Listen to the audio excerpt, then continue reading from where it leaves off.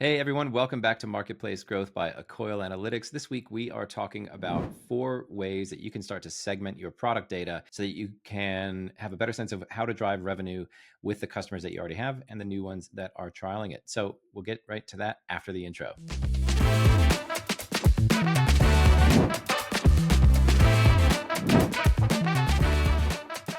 Hi, I'm Pete Preston. I'm one of the co-founders here at Accoil Analytics. I'm joined by Kate Caldecott, another co-founder. Hi, Kate. Hi guys, how are we all? Thanks for tuning in. As we said before, we are talking about 4 ways to segment your customers based on the way that they engage with your product. So this is talking product data today. And we're going to talk about, some of these might be slightly different, but these come up in a lot of calls, don't they, Kate, where we're talking to B2B SaaS companies about how should we think about slicing and dicing our customers into different segments based on how they're behaving in our product? And the first one that we often talk about is looking at your trial users and accounts versus your paid users and accounts. Why do you think that's an important distinction to make upfront? Well, I mean, the reality is in the SaaS game, we know it's a maths game. So that if you understand your numbers of getting your evals, converting, and if you get all of that flow of your maths right, you will build a successful business. So this to me is like literally the first step. You have to understand what your evals are doing and why they're not actually converting to a paid, and also when you have them at a paid, how well are they using your product, and so they don't churn. So it's kind of just literally 101 in my book. I think an interesting distinction there too is that trial users behave, in our experience anyway, right? Just testing the waters. Trial users look and behave very differently from someone that's taken that step and actually paid for the product. And we saw that a lot with Proforma, that you'd see all this sort of like thrashing about. People would build endless amounts of forms and drag things all over the screen and click here, click there. And it's just like this frenzy of activity. And then when they go from trial and they convert to paid, everything sort of seems to settle down and just everyone calms down a little bit and gets into business as usual, right? Yeah. So that's the first way. The second way that we've started looking at and had conversations around grouping your customers is high value versus low value. And I mean, we're talking like revenue here and profitability wise. So there could be slightly different definitions for different companies, but what we're talking about is companies that are actively engaging with your product and also paying you a good amount of money for it, right? So how do you think about high value versus low value when we look at data? For me, generally I look for patterns. So I look for patterns of behavior and usage. So for example, in my experience, if you've got someone paying you more, usually they're probably more likely to use the tool more extensively. Now that's a generalization, not all the time, but usually they might have more features they're using which could be paid or not paid. And so it just gives you a chance to really focus on how well they're using your product and what they're using your product for. And generally they're the ones that you focus on in terms of getting feedback on features and things. Because if you keep that mob, if you keep that set of customers, chances are 2 things flow from that. One, by keeping them with compound interest in the SaaS business, it just keeps your business growing.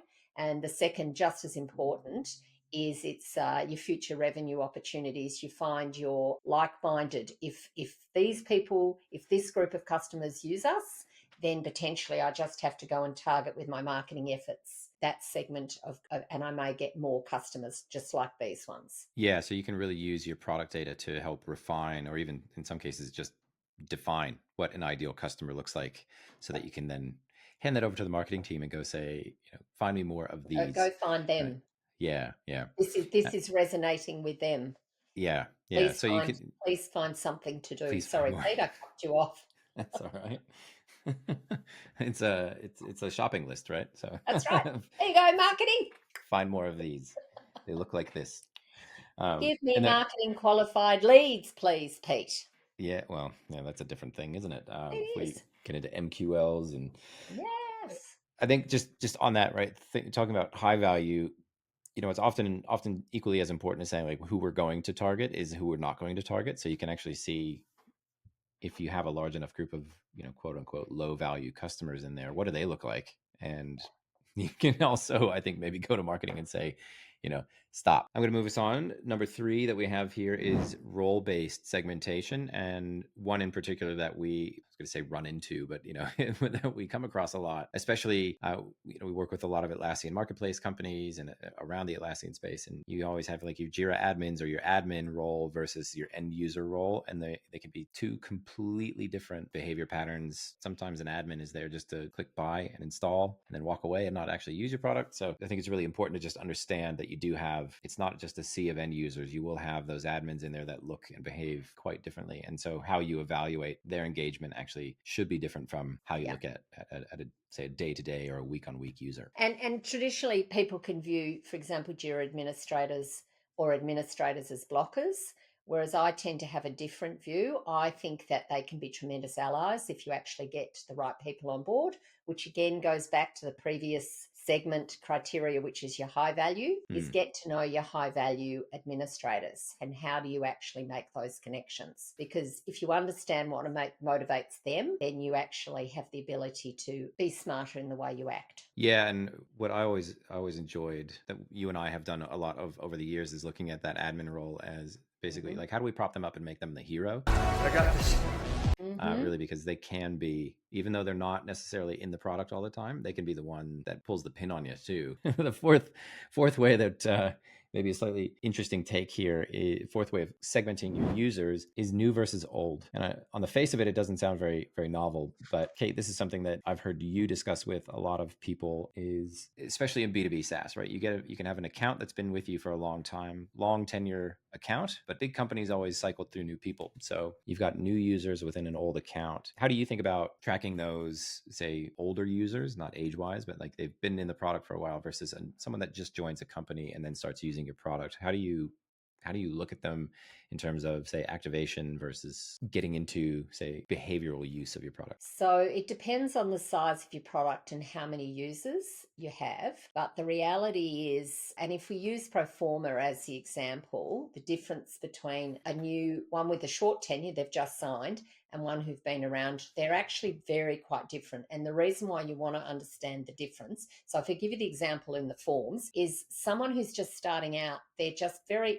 got lots of use cases and lots of workflows they've got to build for. And so they're building lots and lots of forms, right? But someone who's been around and they've got everything kind of running reasonably smoothly in terms of building with forms, they actually don't need to build a lot of new forms. They probably just need to refine their current ones. So then your measure of success is how many forms are being submitted and are they being submitted on a regular basis, which is a very different action. One is creating something and one is using something. So it's really important to understand that difference, because then you talk to those users in a different way. And so that's why I like to batch up the new users versus the old users, because the other thing that also happens is people get bored with your product and they can get attracted by something new and shiny. So your job is to always introduce something reasonably new and shiny along the way, so they always feel like there's something happening and you're being progressive and you're keeping them ahead of the game.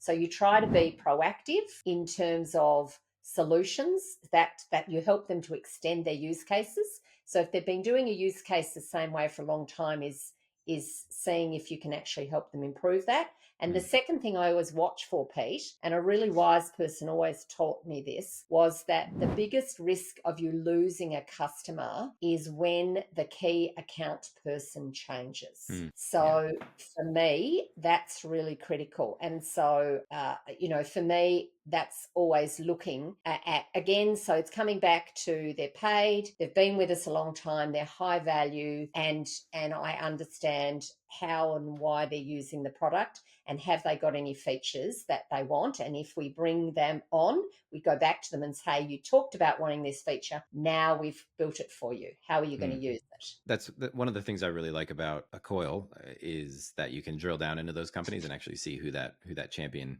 is. And just the ability to quickly see who's my champion at company Mhm. X is super helpful. One other thing on this topic, new versus old users, is we tend to talk about activation rates. If you're looking at product Oh, data, yeah. activation rates for a new customer, right? So a new company is using your product. Is that company getting activated? But if you have new users at that company that's been around for a while, so the company itself is sort of activated and been paying you for a year, 18 months, whatever, but now they've got someone new coming in. And I think your use case there of, let's say, a new head of sales comes in or a new VP of marketing comes in and replaces who was your champion before. We often look at what is that activation rate for that? What is the activation for that new user within an older account? So at an account level, you'd see everything looks fine, it's activated. But if you're tracking those individuals, that seems to be something that, I mean, it was new to me, but we haven't really seen in the market yet where people are paying that much attention to new users being activated. This is something that you've talked to quite a few people about. What sort of sparked that thinking for you? Well, I'm a great believer in hacking and not just relying on one thing for something. Like, to me, I always look at something and go, can we use this in other ways? So if for me, activation, everyone talks about it usually, and I've talked on previous videos about it, the point of first value. But one of the measures for me when I'm looking at an account, and of course we use unashamedly product analytics, and so unashamedly, but it is the relationship. It is the relationship of, if their engagement is going down, what is that meaning in terms of the actions and the steps they're actually using in your product? So if they've got a whole bunch of users that actually, if they were new trialers, you would be worried because they actually haven't activated the key steps. To me, that's actually important, laying that foundation, having a good, strong foundation that you have in your good in the accounts you're really concerned about.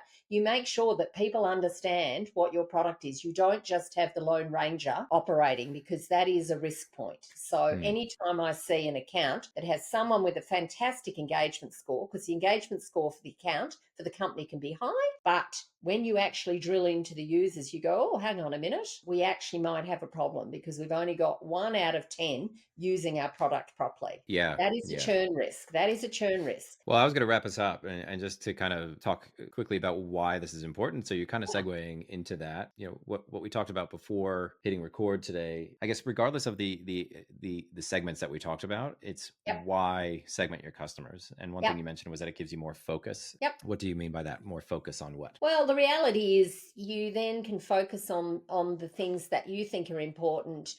We do a hypothesis all the time, don't we? We think this is the behavior, and we either prove it or we don't with the data, and that's okay. And then it just takes us along the next journey in the learning. So I think by focusing, it helps you with your resourcing, it helps with how you prioritize stuff, and I think it actually helps with your learning, because it's very easy to just be blunderbuss. And people, you can do lots more with segmentation. We've talked very, very basic, but you can do lots more with segmentation. But it is the 80-20 rule in this, is if you are literally found a vein of something, then lean into it. If it is something that strategically is sustainable, lean into it.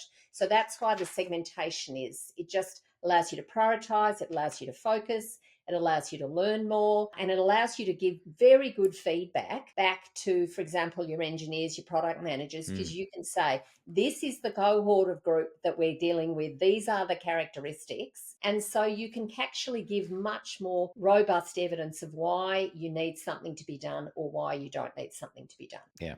I'm into that. All right, I'm going to wrap us up just to recap some of the segments that we talked about today and the way to sort of group your customers: trial versus paid, high value versus low value, so you can learn about who you should be targeting for your ideal customer profile and maybe not targeting. Admins versus end users, and their different behaviors can have different impacts on the value that companies are getting from your products. And then new customers and users versus old or sort of old, long tenure customers. And so if you're not looking at those yet, highly suggest that you go and start slicing and dicing your data so you can see how those different groups are behaving and how that might help you reach out and actually take some actions and grow some revenue. Anything to send us out on, Kate? I'm just going to say bye, everybody, and more sales to you. Thanks for watching, guys. If you got value from this today, please hit that subscribe button, share it with a friend. We'd love the support. Thanks so much, and see you next time.